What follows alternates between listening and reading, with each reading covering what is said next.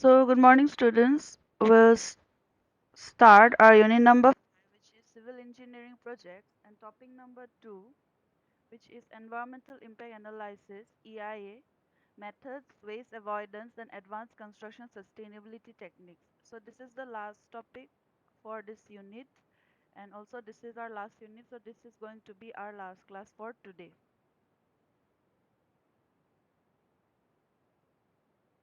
Okay, so in continuation with our previous class, based upon the ways impacts are identified, the six methods are named as ad hoc method, overlays method, checklist method, network method, method of matrix, and combination computer aided method.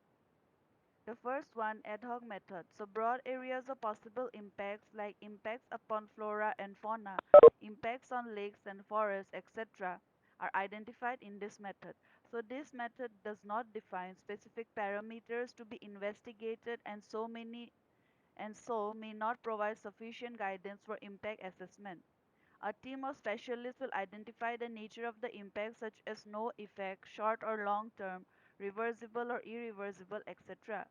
Ad hoc methods are for rough assessment of total impact, giving the broad areas of possible impacts and general nature of these possible impacts. The impacts here are stated as environmental impact.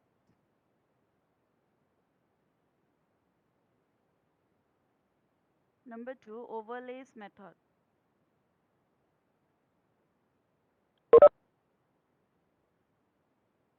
So, as a set of transparent maps giving physical, social, ecological, aesthetic characteristics of the project, area are overlaid to produce the composite characterization of the regional environment.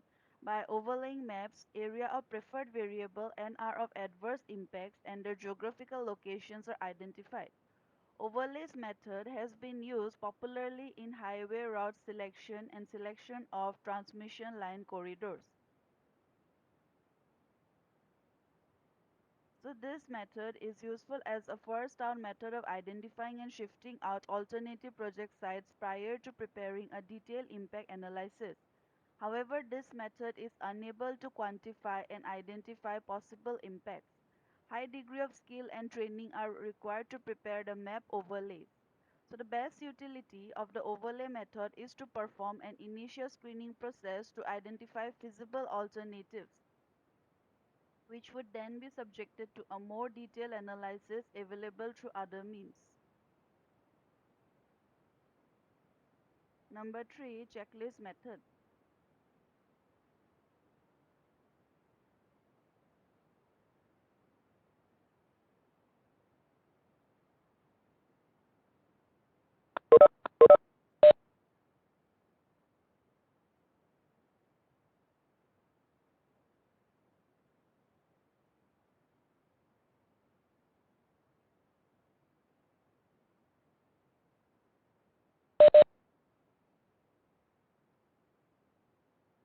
Number 3 is the checklist method, a comprehensive listing of environmental parameters which are related to a particular type of action is done in checklist method. So this is a very popular method in environmental impact analysis EIA studies. So checklist method helps order thought, aids in data gathering and presentation and acts against the omission of possible impacts. Four broad categories of checklists are simple checklists are a simple list of environmental parameters without any reference to as to how environmental parameter data is to be measured and interpreted. Number 2, this descriptive checklist. It identifies environmental parameters and give guidelines on how parameters data are to be measured, but no numerical ranking is used in evaluating the level of impact. Atkins and Brock using scaling checklist, the third one, involving the scaling of impacts on a relative basis from -5 to +5. So scaling, that is weighting checklist, represents scaling checklist with information provides as to subjective evaluation of each parameter with respect to every other parameter.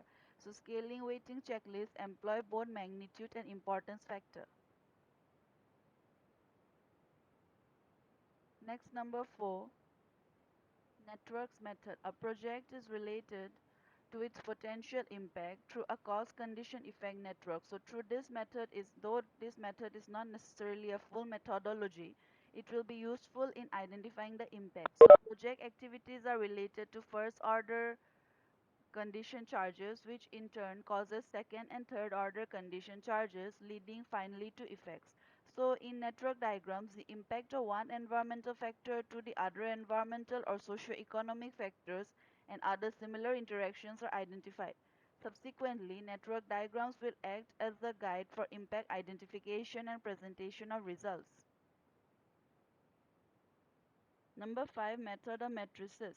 So matrix method aims at relating project activities to their environmental impacts. So after the identification of project activities and their environmental impacts, their interdisciplinary team of specialists should assess the magnitude as an importance. The matrix method is the convened method of visual display of both total project activities and their impacts. The matrix method, comprising of a series of rows depicting project activities and a series of columns depicting environmental impacts, has the ability for factor expansion depending upon the project analysis. So the methods of assigning weights to the interactions can take various forms, including the assignment of three levels of impact, that is major, minor, intermediate, or assignment of negative as well as positive scores to indicate the adverse or beneficial nature of the impact. So scales have also been used to describe the possibilities of impact occurrence as well as the extent of potential impact reversibility. The most effective way to use the metrics is to check each action which is likely to be involved significantly in the proposed development project. Number 6, combination computer aided. To identify activities associated with implementing major governmental parameters, to identify potential environmental impacts at different user levels, to provide guidance for abatement and mitigation techniques, and to provide analytical models to establish cause-effect relationships, to quantify determine potential environmental impacts. A combination of matrices, networks, analytical models, and a computer-aided systematic approach is allowed. So given the appropriate input information for a particular program, the computer-aided system developed will provide relevant environmental information to allow the user to respond to the requirements of the environmental quality guidelines. So analytical models like economic impact forecast system, that is EIFS, are being developed to quantify, assess the environmental impacts. So three levels of attributes, that is detail level, review levels, and controversial attributes are identified. The next topic is waste avoidance. So waste avoidance refers to activities that focus on ensuring that waste is not created to begin with. So it is by far the most economical approach to dealing with waste compared to minimization and disposal. The concept of waste avoidance can be represented with three components, that is waste prevention, waste demand management, and waste reduction. The first one, waste prevention. Waste prevention concentrates on site practice that can determine whether or not waste will be created prior to or during the construction site activity. As the saying goes, the best way to manage waste is to create it is to is not to create it at all. So the biggest opportunity to impact on waste generation through prevention principles is at design, operations, and procurement. Design. True design for waste reduction, that is doing more with less, and design with consideration for reuse and recycling at the end of the life of a structure. Operations. Through clear communication of designs to the project team to avoid unnecessary waste through errors and reduce.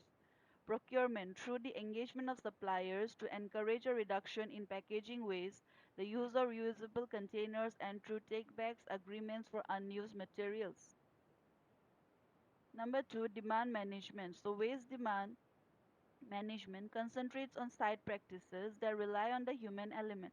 So many job site waste problems are a result of avoidable practices.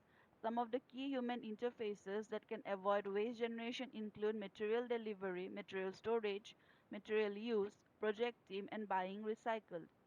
Material delivery, care when loading, transporting, and offloading materials. Material storage, safe storage, covered storage where necessary, and storage away from job site activities. Material use, material use, doing more with less material storage for use elsewhere, projecting communication commitment from staffs, training and reduced human error, and buying recycle, reduced demand of virgin material production, redirection of waste to extended use applications. Number 3, waste reduction. So waste reduction concentrates on site practices that determines the amount of waste that will ultimately be disposed by landfill. So if some amount of waste is inevitably generated on site, the next opportunity is to reduce the amount of waste destined for landfill to be an absolute minimum. So this is best achieved through source control as the waste is being generated on site. The required 100% contribution from the generators. So source control is achieved through separation at source and on-site reuse. Separation and source is selective and separate disposal of generated waste for reuse, recycling and garbage disposal. On-site reuse is the closure of materials flow loop internally on-site instead of externally in the waste stream. Next topic, advanced construction techniques for better sustainability. The term advanced construction technology covers a wide range of modern techniques and practices that encompasses the latest developments in material technology, design procedures, quantity surveying, facilities management, services, structural analysis, and design and management studies. So incorporating advanced construction technology into practice can increase levels of quality, efficiency, safety, sustainability, and value for money. However, there is often a conflict between traditional industry methods and innovative new practices, and this is often blamed for the relatively slow rate of technology transfer within the industry. The adoption of advanced construction technology requires an appropriate design, commitment from the whole project team, suitable procurement strategies, good quality control, appropriate training, and careful commissioning. Advanced construction technologies are commonly described as including, amongst many others, advanced forms of the following: 3D printing, materials, building information modeling (BIM), cladding systems, computer-aided design and computer-aided manufacturing (CAD and CAM), computer numerical control, construction innovation hub, construction plant, modern methods of construction, modular construction, off-site manufacturing, prefabrication and pre-assembly, research and development, site investigations and surveying, substructure works, water engineering, temporary works, smart technology, robotics, and GPS control equipment. So this is your last assignment for this subject, explaining the source, purpose, resources, and the area of study of environmental impact analysis, understanding what is construction sustainability and how is suitable sustainability achieved. The last date of submission is given here along with the last time also. So that's all for this class. You can give your attendance now in the chat box with your section, and thank you.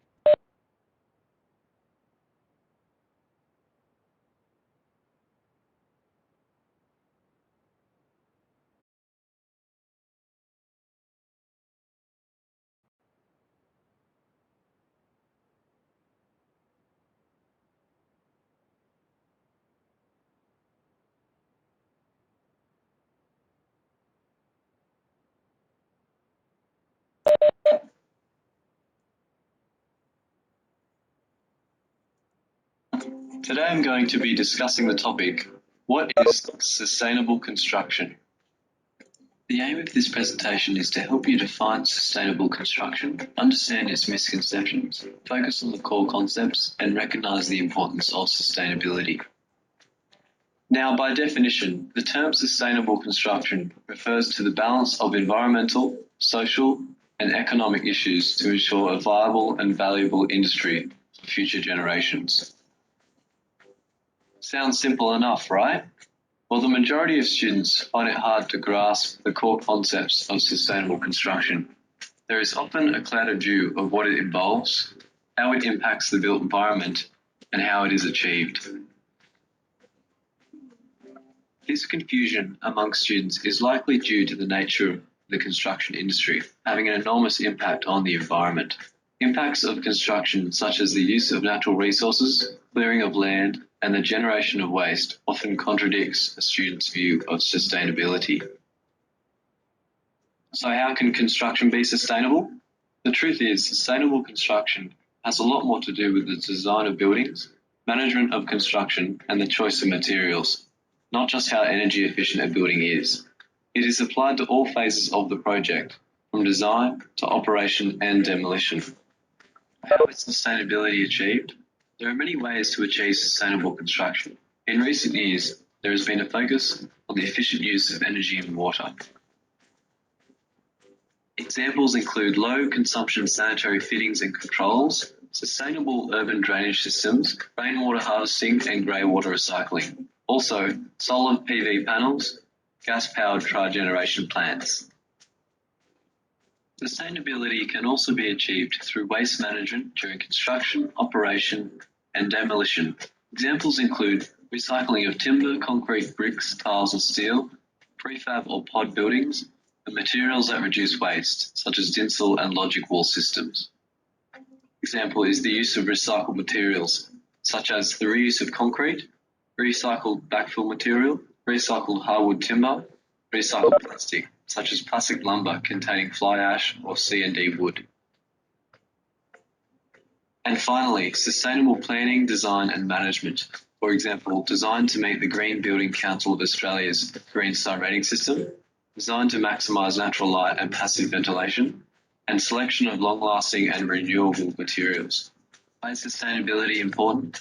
It is expected that the world's population will grow by 33% to 9.6 billion by 2050, leading to an ever-increasing building construction activities. Population growth is impacting on our resources and the natural environment. 32% of landfill waste comes from the construction and demolition of buildings. As you can tell, there will be an increasing focus on sustainable construction in the coming years, and for a good reason. As future managers, it is important that we understand the concept of sustainability and learn how to apply it to construction projects now and in the future. Thanks for listening.